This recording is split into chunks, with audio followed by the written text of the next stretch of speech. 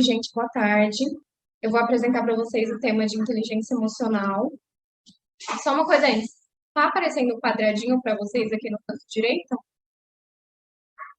Quadradinho. Não, Não? tá Tá. aparecendo o slide normal, cheio. Ok.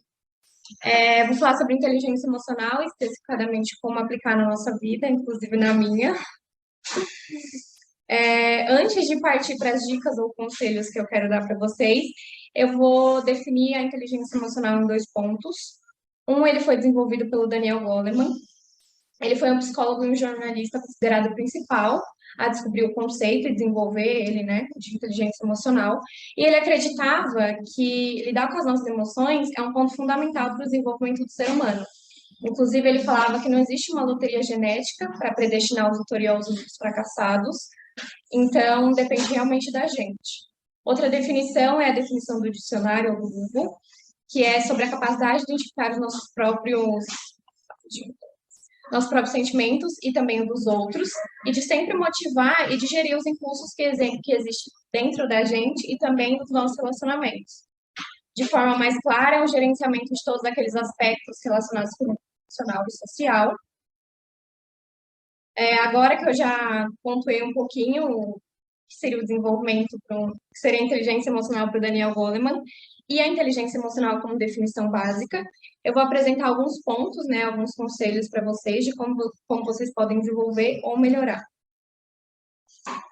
Peraí, só, deixa eu admitir isso. O Goleman, ele desenvolveu a inteligência emocional, ele foi um dos principais pesquisadores sobre o conceito, e através disso ele desenvolveu 5 pilares. Ele desenvolveu 5 pilares. O primeiro é a gente reconhecer as nossas emoções. Então, a gente precisa ter consciência do que a gente sente, o que aflora dentro da gente, e como lidar com isso. Através disso, o segundo pilar que ele desenvolveu é como controlar essas emoções. É muito fácil a gente reconhecer, o difícil mesmo é saber controlar. Então, a gente tem que ser capaz de colocar as emoções no lugar certo e equilibrar realmente o que a gente sente. O terceiro ponto é a automotivação. A gente tem que sempre tentar se manter motivado, ou boa parte das vezes motivado, principalmente em pontos baixos da nossa vida, em algumas atitudes ou acontecimentos que não favorecem tanto a gente. O quarto ponto é a empatia. A gente tem que tentar sempre se colocar no lugar do outro, compreender o que aquela pessoa está sentindo naquela determinada situação, e através disso a gente consegue se tornar uma pessoa muito mais sensível e aberta para o mundo. O último pilar que o Goleman pontua é a habilidade interpessoal, que é a gente conseguir se relacionar com as pessoas de forma saudável para ter uma vida equilibrada, leve e positiva. A primeira dica que eu vou dar para vocês é sobre exercitar o nosso autoconhecimento. A BMC, ela promove muito o autodesenvolvimento dentro da empresa, então acredito que a gente já tenha um pezinho lá no autoconhecimento. E através disso eu queria falar para vocês fazerem terapia. Inclusive eu faço psicologia, e mesmo eu fazendo psicologia, é indicado eu fazer terapia também, justamente para eu conseguir me colocar no lugar do outro, para eu saber o que a pessoa está sentindo quando ela está conversando e expondo a vida dela. Então, a terapia, ela é uma das formas mais eficientes da gente conseguir desenvolver essa inteligência. Ela consegue exercitar o nosso autoconhecimento, como eu já falei, além de reconhecer as nossas emoções e os nossos gatilhos, são muito importantes. Outro ponto também é que ela consegue ajudar nas habilidades interpessoais, que é uma das coisas que o Goleman pontua como 5 pilares da inteligência emocional. O outro é para vocês fazerem testes de personalidade. Eu sei que parece um pouco bobo, principalmente quando a gente associa teste de personalidade com teste de Facebook ou de site qualquer, mas eu acredito que se a gente dedicar um tempo, conseguir realmente focar e descrever a gente dentro de um teste, vai ser muito possível que a gente ache pontos de melhoria dentro da nossa personalidade ou até descobrir algum ponto que a gente não sabia antes. Então, os testes, eles conseguem trazer como a gente lida com a gente mesmo, como a gente lida com as outras pessoas e como a gente pode agir de acordo com as situações. Eu falei muito sobre autoconhecimento, sobre como a gente tem que conhecer a gente, só que é muito importante a gente conseguir colocar esses pontos na prática.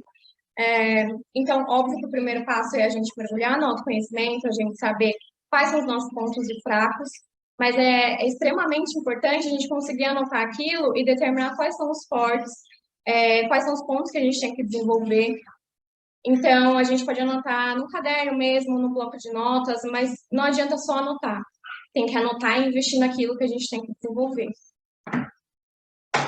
Avaliação agora, né? Pegando o gancho aí, né, Johanna? Tava falando, eu tava também refletindo aqui. Acho que a avaliação de competências agora também é um ótimo momento, né? De fazer essa reflexão, de Sim. ver aonde eu tenho mandado bem, aonde eu posso evoluir ainda. Acho que faz um link bacana aí do que você está colocando. Exatamente. Grandes pontos que eu coloquei sobre conselhos ou dicas de como a gente consegue aprimorar a inteligência emocional, a BMC já traz para a gente, principalmente o autoconhecimento. Então, eu acho que para a gente conseguir desenvolver isso, é muito mais fácil trabalhando aqui dentro, entendeu? O último ponto que eu queria trazer para vocês é até um ponto que eu queria começar a fazer, né? Que eu acho muito interessante, é o yoga e a meditação. Ele consegue ajudar a gente a focar no presente, na nossa respiração. Através dele, a gente consegue abaixar os nossos níveis de estresse e fazer com que a gente realmente preste atenção no que a gente está sentindo naquele momento. Então, ele consegue trazer benefícios a longo prazo e ajudar a gente a viver alguns momentos de introspecção. Tem alguém falando? Acho que não. E principalmente agora, no momento que a gente está vivendo, da pandemia, isolamento, saber lidar só com a gente, saber ficar sozinho, home office, eu acho que é muito importante a gente conseguir focar no presente. Não ficar pensando, o que vai acontecer no futuro? Será que no ano que vem ainda vai ter o vírus? Isso só vai acabar perturbando a nossa mente e acabar atrapalhando em muitos pontos da nossa vida. Então, o yoga e a meditação é uma prática que realmente leva à perfeição. Dentro dele existe muito treino para a gente conseguir alcançar os nossos objetivos, e isso acaba ajudando a nossa automotivação. Para finalizar, eu peguei uma frase do livro do Daniel Goleman. A frase é bem longa, mas eu vou ler só um pedaço para vocês entenderem o que é chegar numa inteligência emocional considerada boa. Ele fala que a clareza com que a gente sente as nossas emoções pode acabar reforçando alguns traços da nossa personalidade. Uma pessoa que tem a inteligência emocional considerada forte, entre aspas, ela é autônoma, é consciente do que ela faz, dos limites que ela tem, ela goza de uma boa saúde psicológica, também tende a ter perspectivas positivas sobre a vida dela. E também aproveitando que eu falei sobre terapia, ontem foi apresentado o novo benefício Vita para quem tem o convênio da Bradesco. E ele é uma ótima ferramenta para a gente conseguir ter um acompanhamento, cuidar da nossa saúde mental.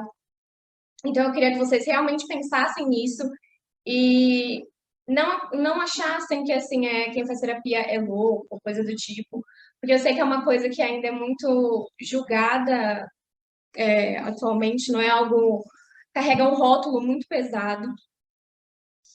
E é isso, gente. Eu espero que vocês tenham gostado. Se tiver alguma dúvida, se quiser contar alguma experiência de vocês, ou se vocês praticam alguma das coisas que eu citei, não sei. Boa tarde. Boa tarde. Eu tenho uma dúvida, assim, Qual? você falou aí sobre os testes. Você, assim, sendo da área da psicologia, tem algum que indique? Porque até então que eu conheço que tem, assim, um pouco de profundidade é, teórica, né, baseada em alguma coisa, é aquele MBTI de uma escritora da Myers-Briggs, que ali ele te dá, naquele teste, é um teste bem detalhado, e ele te dá ali alguns direcionamentos sobre a sua personalidade, incluindo essa parte da inteligência emocional, né, que acaba esbarrando ali com Howard Gardner, com a teoria das inteligências múltiplas. Mas até que ponto que isso é, assim, confiável? Vocês da psicologia conseguem indicar isso? Tem algum que é, assim, é, é recorrente, que vocês realmente indicam? Então, os testes que são usados dentro da psicologia, eles não podem ser indicados porque eles não estão fáceis, eles não são de fáceis acesso. Peraí, deixa eu Os testes que a gente usa, eles têm que ter permissão para serem usados, e eles não só focam na personalidade da pessoa, eles focam em alguns traços, tem alguns testes, conforme a pessoa vai desenhando, conforme respondendo algumas perguntas, ou uma olhada que ela dá para o lado, a gente consegue ver se ela tem algum déficit de atenção, algum atraso, alguma coisa do tipo. Mas como ainda estou no começo da faculdade, os testes que eu apliquei até o momento, eles não são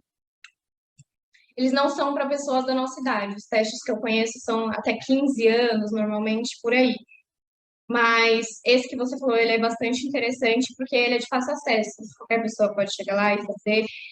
Eu tinha falado para a gente não achar que teste de personalidade é bobeira, porque se você focar, se você conseguir responder coisas que você conhece sobre si, ele realmente vai apontar pontos interessantes sobre você, sabe? É porque muita gente faz e fala, tipo assim, isso é um teste. Ele não sabe, ele não está falando a verdade. Mas eu acredito que dá para levar em consideração, sim. Perfeito, obrigada. De nada.